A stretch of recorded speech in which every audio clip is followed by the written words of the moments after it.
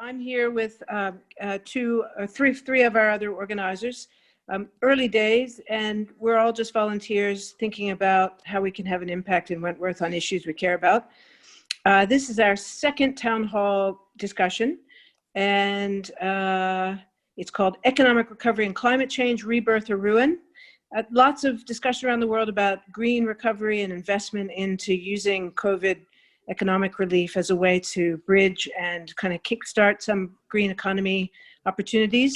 So we've asked this time if two experts, Maria Atkinson, who's a Wentworth voter, and Monaco Richter, to join us with their perspectives on what they think in terms of the opportunities for Australia, but Wentworth as well.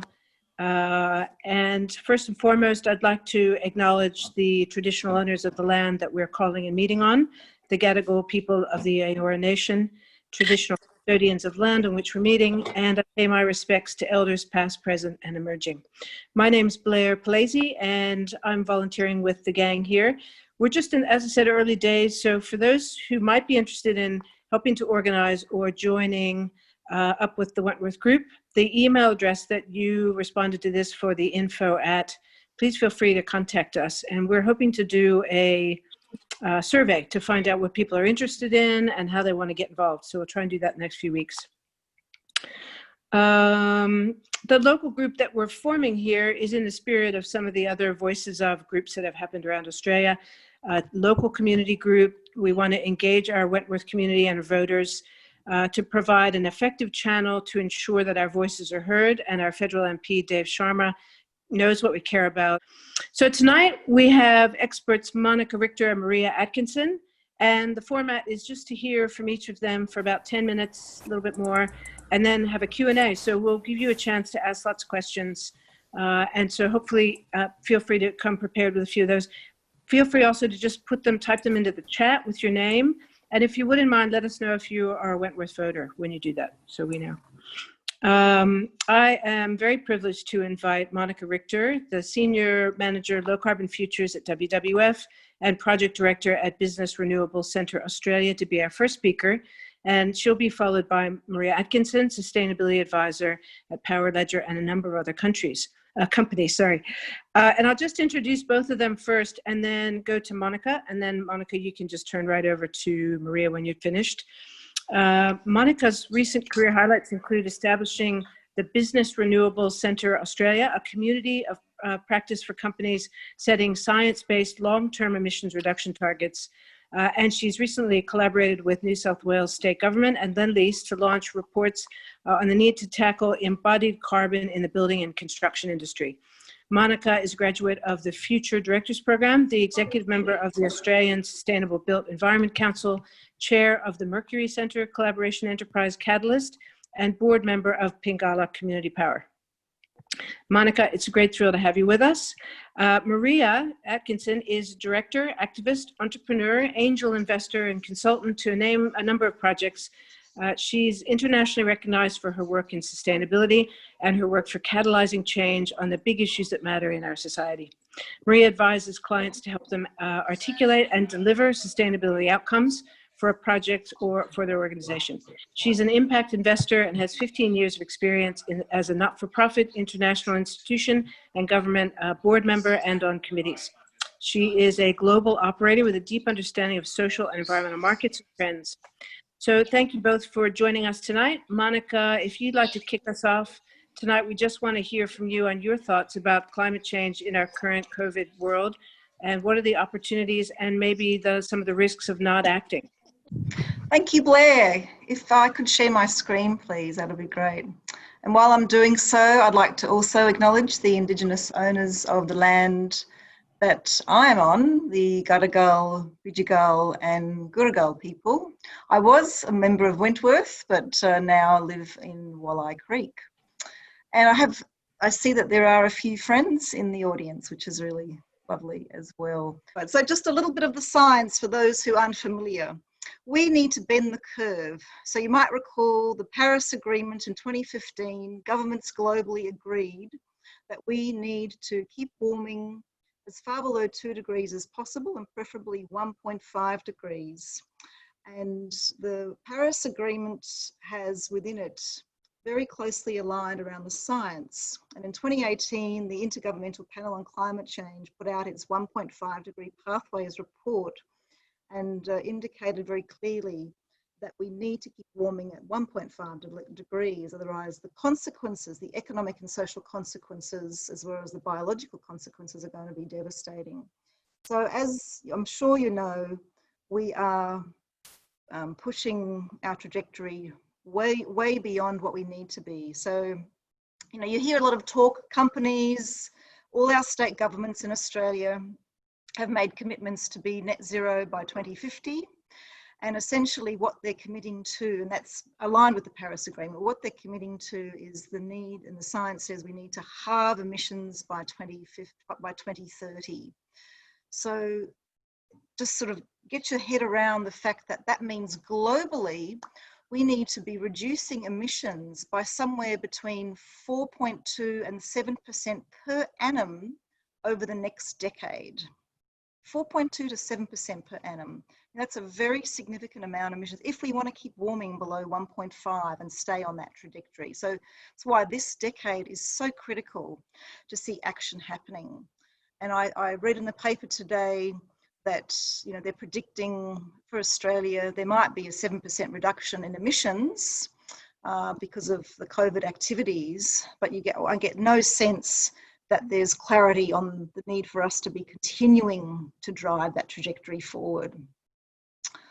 So Australia, where are we? You know, we are an energy superpower. We have a massive amount of sunshine in our country, and we have the ability to have not just an energy advantage as we've always had, exporting all our fossil fuels to the world, being very richly endowed, but also the amount of sunshine that we have. Speaking to someone from Korea last week, and he was saying that, you know, he wants to see Australia's in the hydrogen economy being successful and bottling Australia's sunshine. And that's exactly the kinds of opportunities that we have available to us here if we just know and take advantage of that. So one of the programs I run is the Science-Based Targets Initiative. It's a collaboration between a number of organisations globally, CDP, UN Global Compact and the World Resources Institute. And we came together in the lead up to the Paris Agreement to help demonstrate to governments that businesses could step up and could make commitments that are science-based towards net zero by 2050, but really importantly, to make those medium-term commitments around 2030, recognising that we know how important this decade is.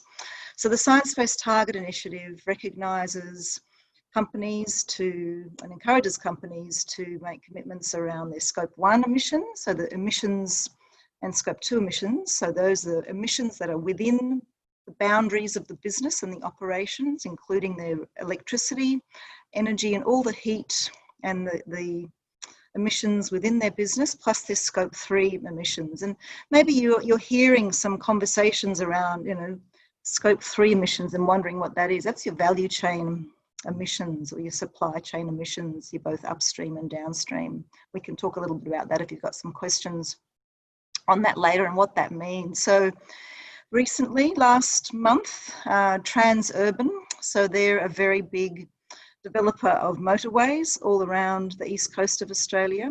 They made a commitment to set a science-based targets, including their Scope 3 emissions, which includes their passenger-related emissions. So all the motor vehicles that go through their tunnels, they made a commitment to be part of the solution to help drive that change. Now, interestingly, when I speak to the people in businesses like Transurban, they say, well, look, we don't actually know how we're going to get there, but our board has enough confidence in us to innovate and drive the solutions towards achieving the kinds of targets that we've set our way. And this week, it's Climate Week this week, it's World Green Building Council this week, and on Thursday there'll be another significant announcement by a big retailer that some of you might shop at here in Australia that's also successfully set a science-based target. So we're starting to see, serious companies, ASX top 20 companies starting to make that that move.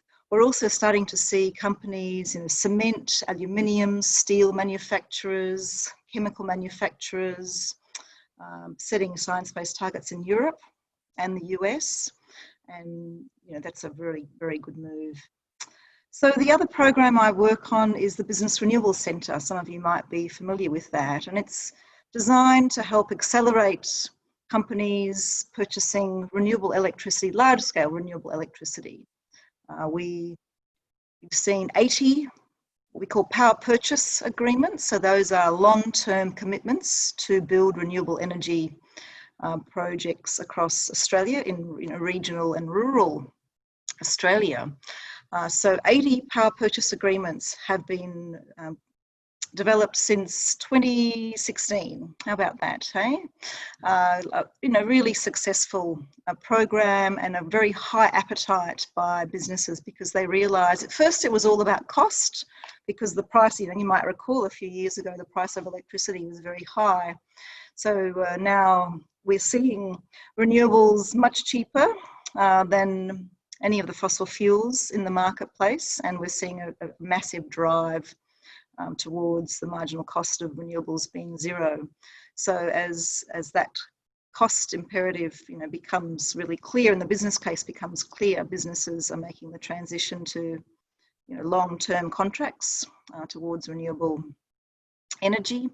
They are also doing it for sustainability reasons, and certainly one of the surprising trends in this year, at a time when COVID and the slowdown in economic circumstances might see businesses doing what they've traditionally done, which is dismiss sustainability. There's actually been an uptick in demand for sustainability, for renewable energy, which is also quite heartening. And we'll see a lot more announcements this year. We saw Aldi recently. We've seen a number of mining companies. So there's a really big shift in that direction. We're also seeing companies make a shift in championing renewable recovery. So we've got a program called our 700% Renewables campaign. And what does that look like? 100% renewable energy. Of course, we have to electrify everything. We need to convert all our buildings to the electric, our transport systems. We can be exporting electricity. So we're going to be seeing that happen over the next few years. And that's, if remember Ross Garnaut and his book that was launched last year, Australia as a superpower, we're going to be helping to deliver on that. And finally, I'd just like to mention we have been doing some work with the New South Wales government and Lendlease on tackling embodied carbon in the building and construction sector. So in New South Wales alone, the building sector is responsible for 10% of New South Wales emissions. So if we can reduce the embodied carbon, so that's the carbon in the buildings before they're actually operating. So, thinking about the cement and the steel and the aluminium and the design of the buildings, and we're starting to work on a project to help drive that. And companies like BlueScope, InfraBuild, companies like Boral, Holcim, and Lendlease, Frasers, Mirvac, Investor, these are all companies that really want to drive and accelerate action in this area. So thank you very much. Thank you, Monica. Really appreciate it. If you have questions for Monica, if you would just type them into the chat, we'll get to them as soon as Maria's done her presentation.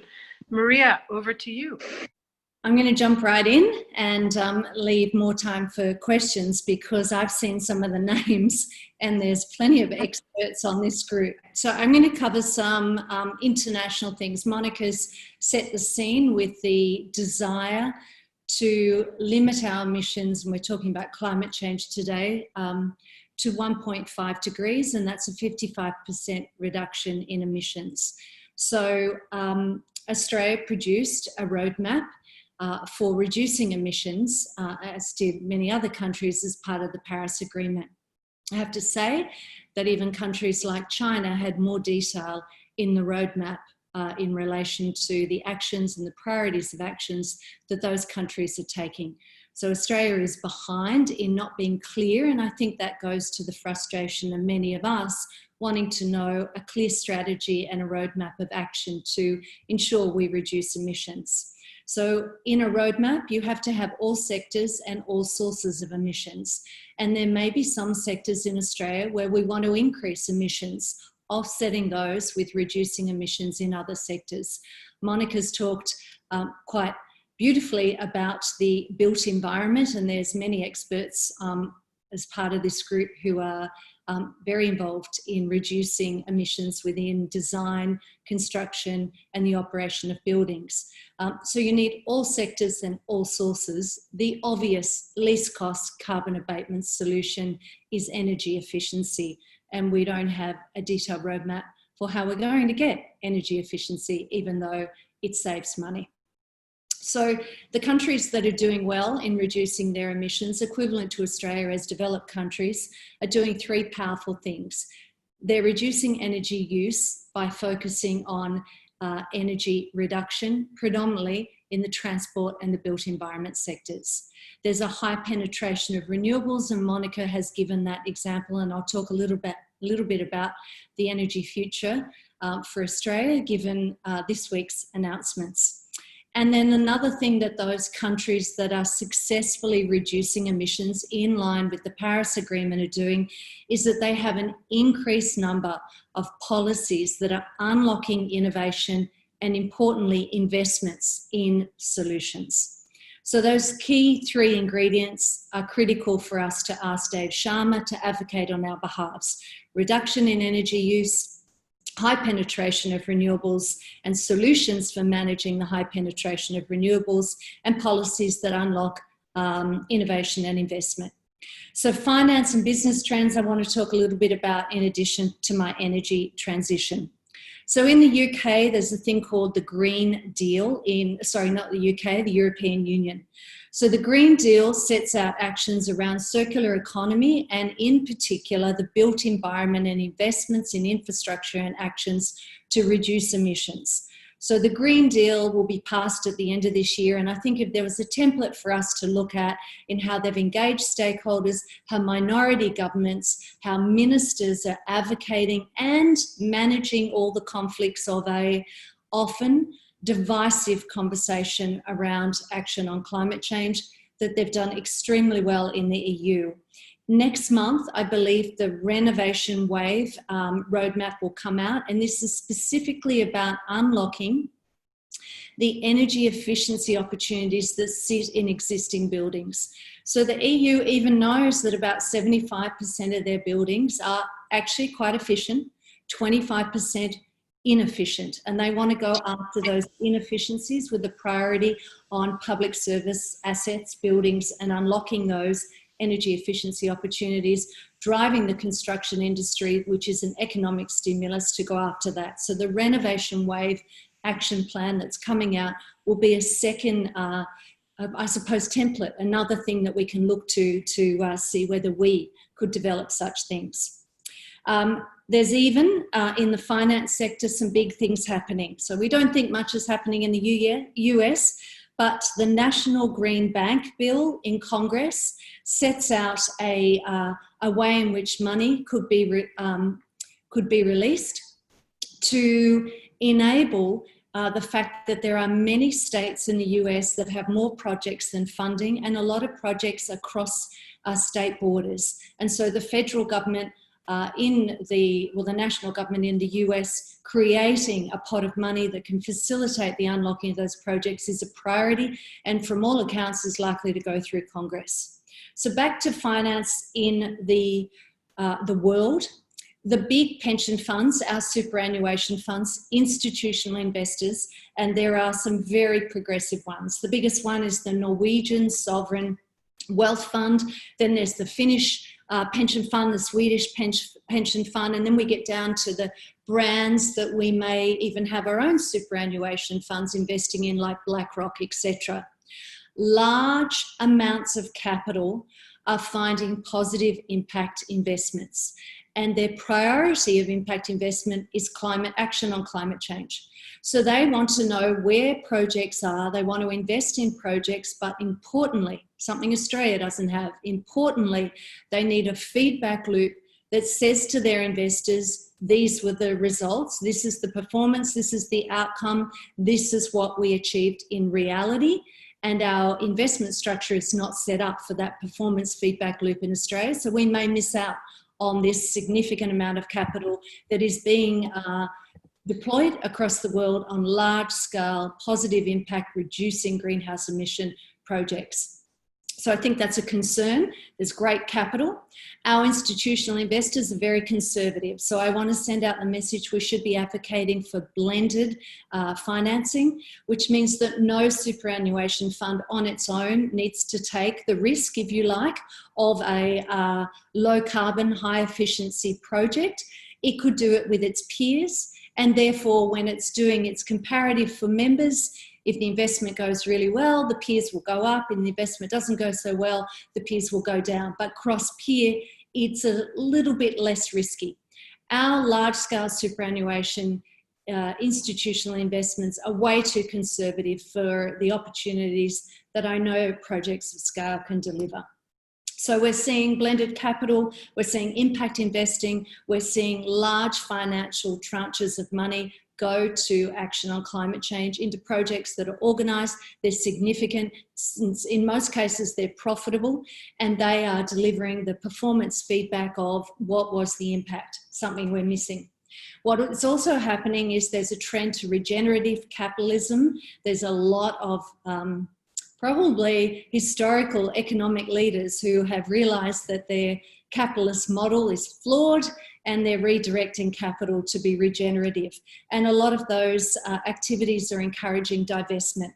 So Blair mentioned early on some changes that are occurring. Obviously, there is a lot of money that is divesting from carbon-intensive polluting industries, and we've seen divestment against Glencore, BHP and AGL in the last couple of months this year from these large international institutions. So I just wanted to say that the finance trends are really important.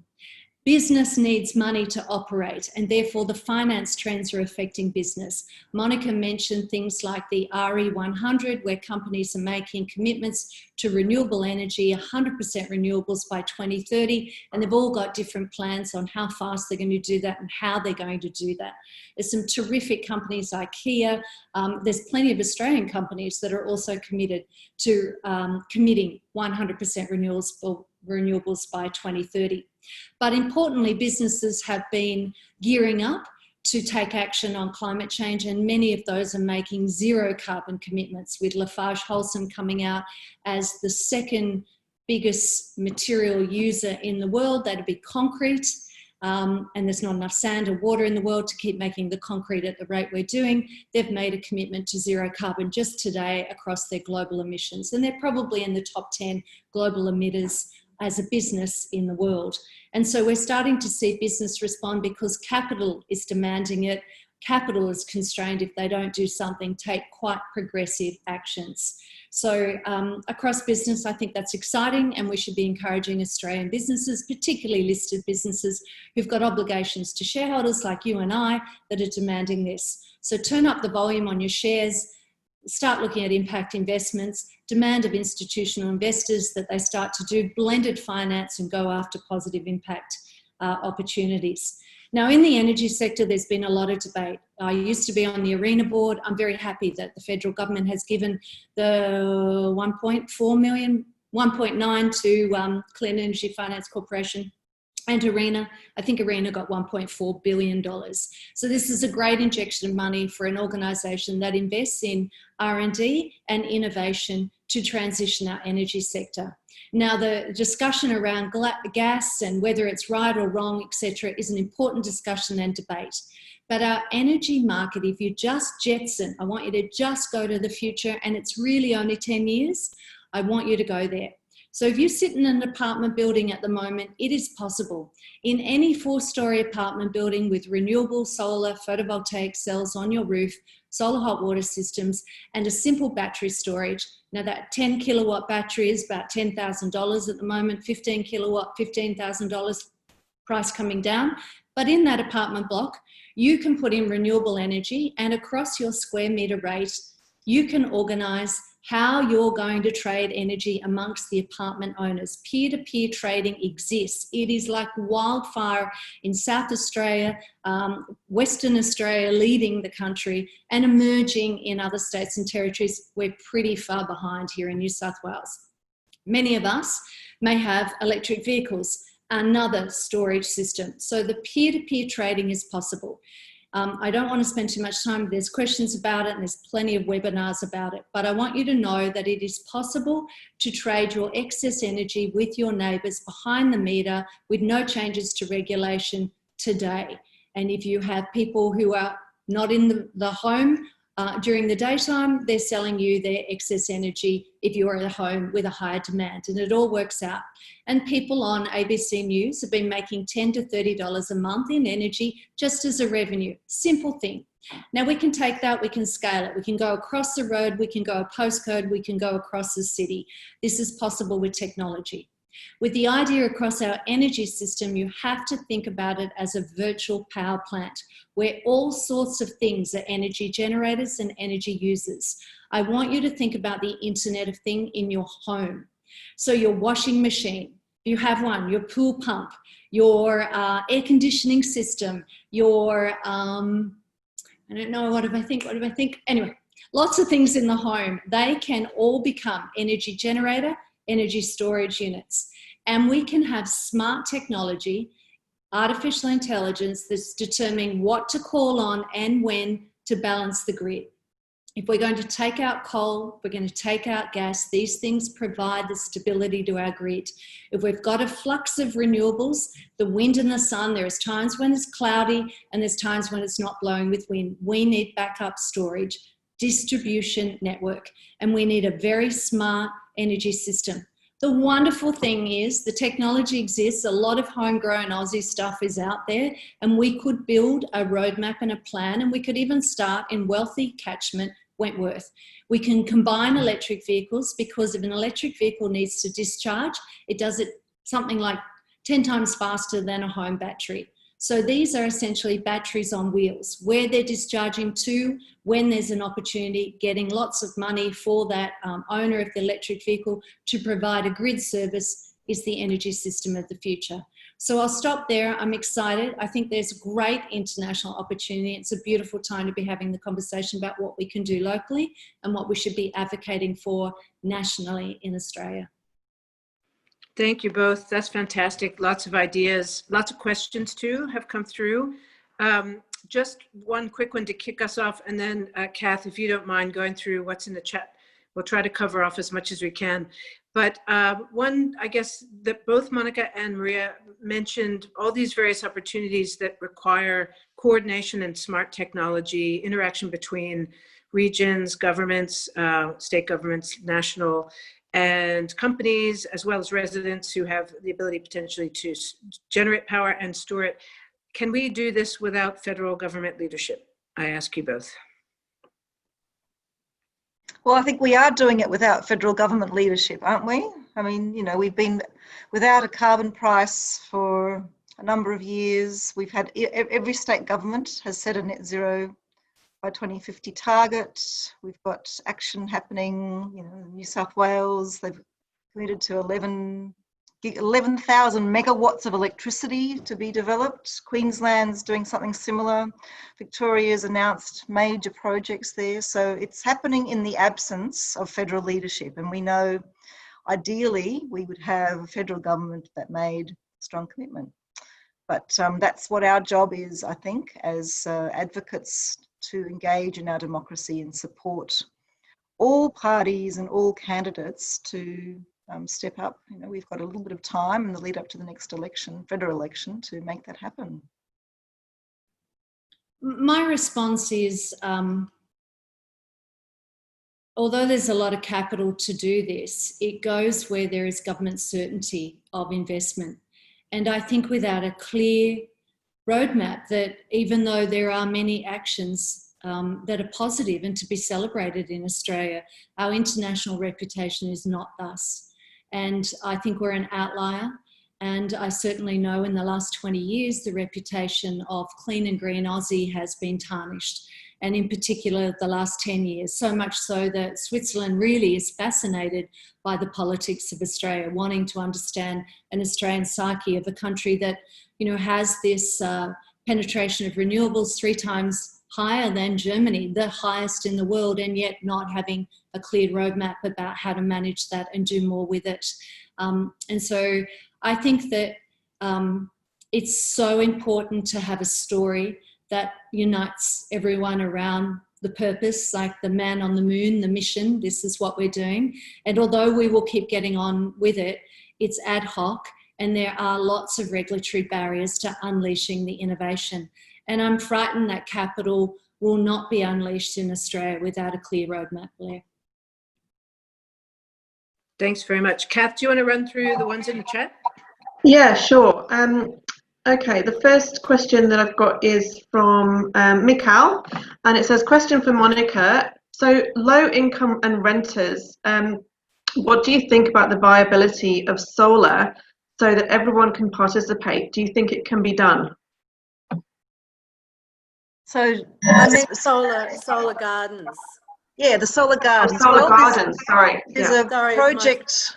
There's a Haystacks project that's in the process of being developed at the moment, and I think it's a really exciting opportunity for renters to jump on board and be part of a whole new opportunity for low-income households, non-owners, to be able to aggregate their demand and to build and contribute to a project out in regional New South Wales. And if this can succeed, we need to get a couple of sort of corporate off-takers to help make it financially viable, then we can really deliver that opportunity. So I'm really hoping to do that. And that's one of the jobs that I'm planning to do through the Business Renewables Centre to help the Haystacks project. Oh, brilliant, because I'm from Sydney Alliance and we're part of that. Well, we hope to be a part of that, and we were pushing for that. I was just wondering with our local councils how we could promote this idea more in the eastern suburbs, which is considered, you know, not low income. There's a lot of low income and there's a lot of apartments. So why don't you get in touch with me and we can talk about that. Yeah, and someone's noted that Randwick Council is working on an EV charging apartment-based system. So it's worth finding out about that as well. Thank you. Okay, the next point is from Lisa, and she says, it's great to hear that Transurban is on board. Reducing tolls for electric freight would be the best first action. We could get all electric freight vehicles to have certain license plates and certain toll sensors so they could be clearly seen by road sensors and their bills reduced accordingly. I guess that's more of a comment, but do you have any thoughts on that? Well, any ideas should be passed on to Transurban, I think. So, you know, again, I'll put my email in the chat. Feel free to let me know, and I'm very happy to pass that on to Jara and Matt at Transurban. Andy's put a question, but it's in about 3 parts. I don't know if Andy wants to jump in and make his question. So what I was wondering is really why Wentworth residents should care about climate action. And it's a bit of a devil's advocate sort of question, really. What you're talking about a lot to do with are the macro issues that geographically are on scale outside of, say, a little area like Wentworth. So how can it be framed in a way that Wentworth voters will go, this is relevant to me, this is relevant to us, it affects our locale, and actually climate action, whether you buy into it or not, is good sense because of whatever economic benefits not getting left behind. So how do you reframe the benefits to make sure that they really get the cut through? Climate change affects all of us. So, you know, the residents of Sydney, you know, and the residents of Wentworth weren't necessarily affected directly by the bushfires. There weren't fires lapping on your doorstep, but certainly air quality is one of the things that we all had to suffer from. And if and went just sort of thinking about extreme weather events. The hailstorms that happened in the ACT in February were more costly than the bushfires that occurred, according to the insurance. So what's happening with insurance premiums? They're starting to creep up. There's a lot of very expensive houses, a lot of expensive cars in Wentworth, a lot of people worth a lot of money in that electorate, and people who have significant savings in superannuation. This is, as Malcolm Turnbull said, it's an economic and it's an engineering issue that needs to be resolved. Could I just, one thing I'm aware of is, I think it's from the Climate Council, they did some research with the bushfires, and I think their findings broadly were that people who thought climate action needed to happen, they were like reinforced that, but it didn't bring in that many more people who were not actually agreeing with the need for really immediate, dramatic climate action. So I'm just really interested to go how, for Wentworth people who are really interested in trying to shift the conversation, how can we make this get the cut through? I think you have to adjust the cut through by understanding who you're talking to, Andy. So you mentioned a couple of good levers there. It might be that entrepreneurs, innovators, investors, people want to be leading edge, and we've seen that with the uptake of electric vehicles in the Wentworth as, you know, the highest uptake. So we're interested in cutting edge, and we're affluent to a large extent. Not everyone, but it's an affluent by average, and therefore investment in the innovation is the opportunity as well. So I'm not undermining what Monica said, the insurance, the sea level rise, the heat, the air quality. You know, Bronte Cemetery in the last King Tide event lost 10% of that historical cemetery. So what are we prepared to lose on our foreshore and with our the impacts of climate change. But I do think for Wentworth there's this great opportunity for investment, but also there's a great opportunity to make money. So if I'm, somebody asked something about an air conditioner. So if I've got an Internet of Things and I've got all sorts of things that use energy, but I have artificial intelligence determining when it's using it and then how much I'm saving and how much I can give to the grid, because when the grid needs it, the price goes up, and therefore my feed-in tariff that I'm getting on my photovoltaic cells in the middle of the day is just shit. You know, we're all getting shit, you know, we're getting nothing for it.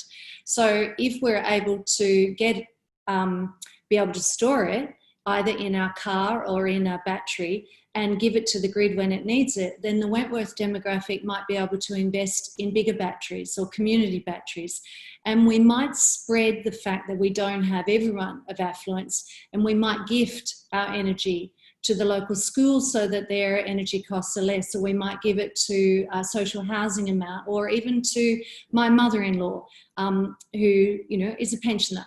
So perhaps this way of thinking about it as a business and a way of deciding and managing it and engaging in energy and energy efficiency and the opportunities that come from innovation might be something that some Wentworth voters take to. But the message changes depending on who you're talking to. And I'm sure Monica and I've certainly got like 7 pitches down pat, depending on which box I'll put you in. Thanks, Maria. Might move on to the next question from Rob. Can you comment on the government's gas plan post closure of the Lidl energy plant? We're being optimistic, and you know, the Prime Minister on Insiders has said, you know, he's not wedded to gas. It can be anything. I know Planet Arc with IKEA is looking at a massive battery solution. Mike Cannon-Brookes is coming up with a number of solutions. So everyone who can is looking at this area, and there was a lot of Twitter action yesterday trying to get the facts and stats. So I believe it's like 275 megawatts, which could be met in a distributed battery solution. So I think it's like, I'm going to just say this, I think I'm guessing, but might be right. Something like 100,000 electric vehicles is 500 megawatts. So if this power station needs to replace 275 megawatts, there's a lot of electric vehicles, but it could be You know, a lot of homes, businesses with batteries, the electric vehicles. I don't know the area well enough to think about what industry solutions could also support industry activity, but that's the piece of work. And here is if we had a roadmap and we have priority areas that said, we've got a problem, Houston, we need investment and we need action and ideas, and everyone leans in and does it. So within a matter of days, a whole bunch of people are coming up with great stuff. I just wish we had a roadmap for all over Australia. Ideally, you'd have the federal government just setting the market rules and letting the market decide what it is, that it needs to be low and zero carbon and, you know, and cost effective. Why taxpayers should be subsidising these projects is beyond me. How we can affect change in building laws, and they seem so slow in adapting higher criteria for lower carbon footprint in new buildings. And again, is it worth working with councils to try and change laws, or how do we go about changing that? There's a review being conducted at the moment on the National Construction Code. So there's a whole process going in place at the moment. And although that's not going to be focused on zero carbon, the next review for 2025 is intended to focus on zero carbon. But, you know, I think that's a slow process, and really a lot of industry associations get involved. Like, we know it, the progressive councils know it, they've been calling for it. The state government of New South Wales has done nothing with it. The federal government has done nothing with it.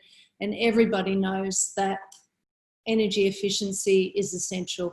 So having a low carbon, high efficiency strategy for the built environment that includes existing buildings and new buildings is critical for us to having affordable transition to a low carbon future. So I mentioned the EU Renovation Wave document. I mean, just so much more progressive policies internationally than here. So just keep saying you're not satisfied. Bianca's comment about Sharma's survey, you know, climate, number one issue, second issue is the economy. Here that we are talking about the two things together. Maybe that answers our question about how best to you know, approach our Wentworth voter community about why we should act and how we get people interested and excited and demanding more than what we're getting. So there are lots of ways I'm sure we can think about doing that, and at various levels. But I think that's a really good point, Bianca, and how we as a group can do that and make it a priority, I think is really important. Yeah, I think on that point, it's Eliana here, and thanks everyone for joining us. I think what sort of has brought us together in this and galvanising around climate action is this frustration that while all the right things are being said, we're not really seeing that clear plan that Maria mentioned. And I think that's the real concern is that if Australia was a company, you know, it would be a company in distress. You know, there are expectations that you would have a clear vision, a clear strategy, you'd have a plan, a roadmap, good governance, you'd have targets.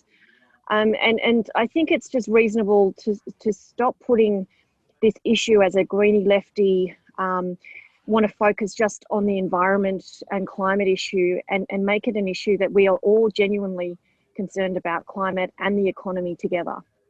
And I think that's where the sort of the frustration, whether it be Dave or the Labor Party or the Greens or whatever, we're not getting the information we need to be clear that we know where we're going. And I think we're a reasonable electorate.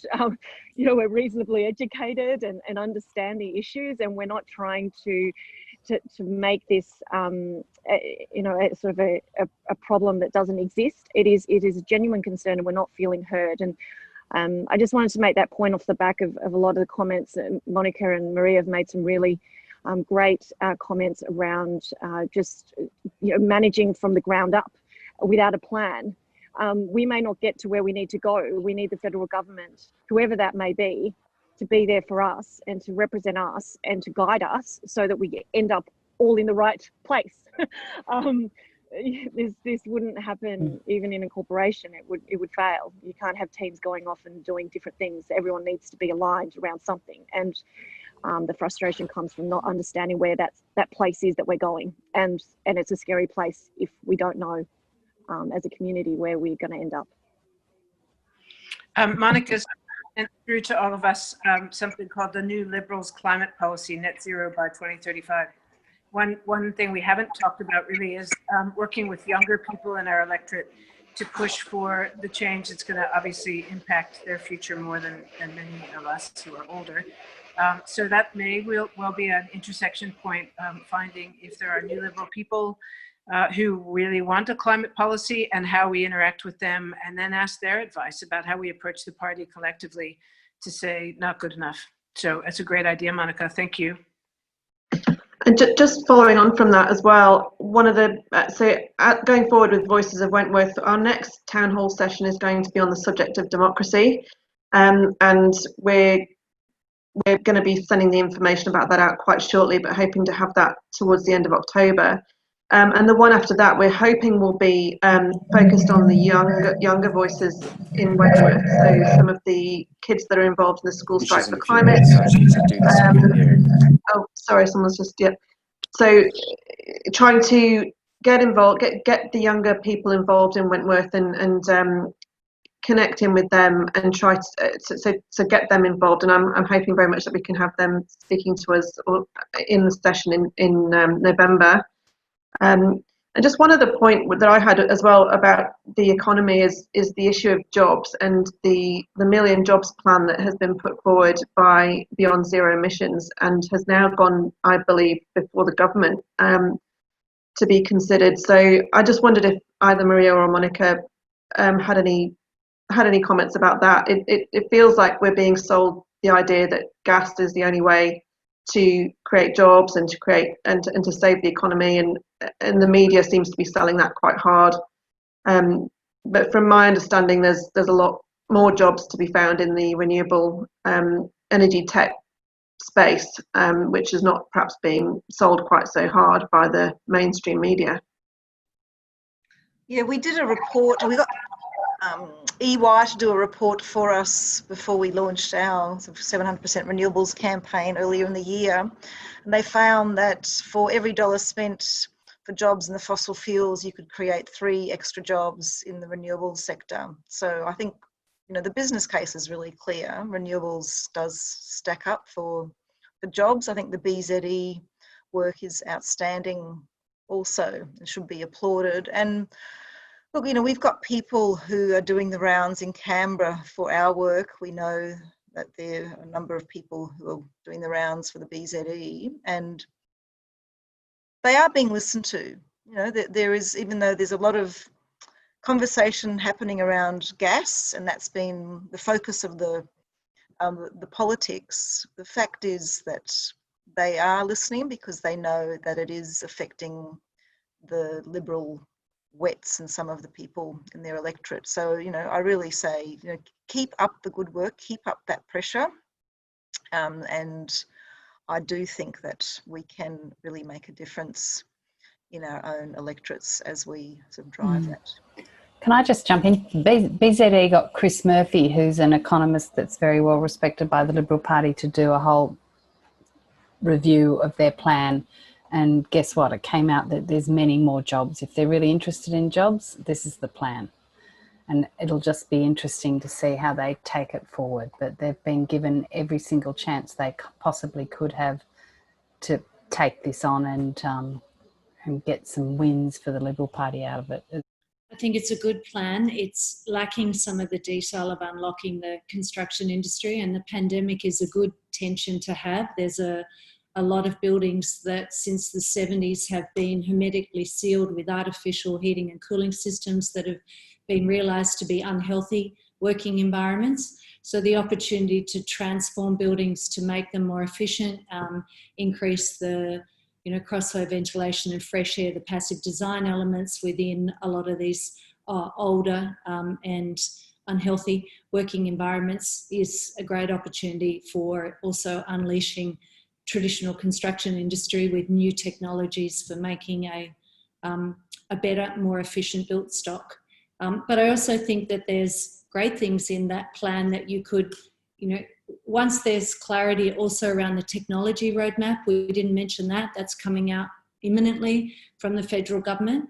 It'd be good to look at what the government plans are and then distill it to Wentworth and have priorities about what the Wentworth participants want to be involved in. But all of us have to be constantly filling out the surveys to Dave Sharma and everyone else, and also agitating. And when we see unfair, bias media, we should call it out. And when we see great news stories of things that are working, we should celebrate them. So we've all got that role to magnify the things that are working and are good. Yeah, I think it's worth noting, thanks Maria, that this group is in a position to maybe do some week by week, what you can do kind of updates, even if there are simple things like, calling, writing Dave, ask for a meeting with Dave, talking to media, local media, like, even Wentworth Courier is a good place to say, look, this group is here, we're going to be keeping the pressure on. So one of the things we'd love to do is get some volunteers together. And I know everybody's busy, but if you could let us know if you're interested in giving an hour or two a week to help us coordinate some of these very specific things where we all know people who, if they know exactly what they have to do and they know how to do it, they'll do it. But someone like us will need to put together the how to kind of, roadmap, if you will, toward the next election in our electorate. So I think that's what we're thinking, and we'd like to work with the local, whoever's game to do that. And Eliana's saying thank you very much to Maria and Monaco. Thanks very much for joining us. If you are interested in getting involved, I just posted in the chat the info at email address. Please let us know, and we'll send you an email back with a questionnaire and get an idea of who's willing to do what, how much time they have. If you're interested in being an organizer, like one of the core group, and you have some time, let us know that too. That's really, really important because it's a small group and we're stretched with, how much we can do. But, no bigger issue at the moment. And I think everybody's mentioned how important an electorate like Wentworth can and should be, because there are a lot of extremely wealthy and influential people in this electorate, and most of them seem to care about climate change. So we need to activate this group to demand more. So thank you both very much. I owe you both a bottle of wine at the next opportunity for your expertise. And thanks for everybody for your comments, your questions, your thoughtfulness. Just on this call, it's a really great collection of people that it's fantastic to spend an hour, with you in the midst of what's going on and knowing what's ahead for us. Summer's coming, fires, etc. So, finding a group that we can share ideas, be active together, and get together and talk about what matters to us is sort of what's grounding us as a group initially. So we'll hope expand that out and enjoy that company together and see what we can get done. So thank you very much, and enjoy the rest of your evening, and hope to see you at the next one. Thank you.